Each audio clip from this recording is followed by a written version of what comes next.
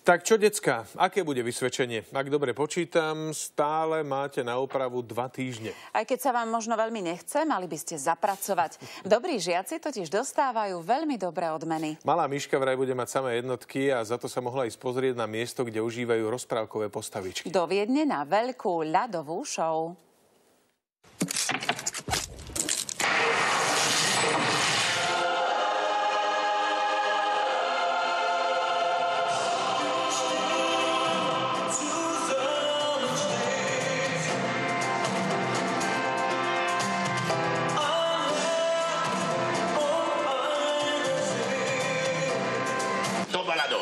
Ten príbeh má krásne poučenie, dá sa pritom aj poplakať, aj zasmiať.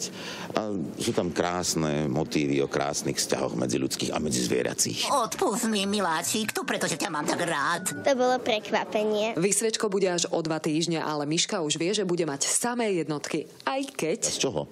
To si mi ani nepovedala. Z angličtiny. Yes, we must correct it.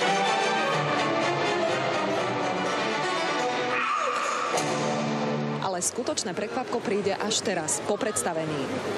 Teraz ich otvor a pozri sa, kto sem prišiel. Čau, čau, čau. Podajri si.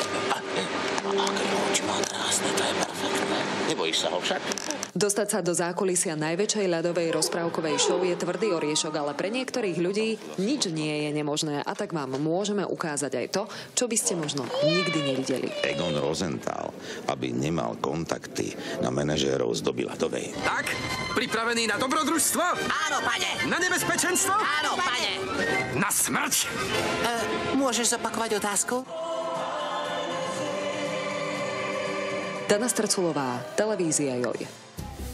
Tak toto je pekná odmena.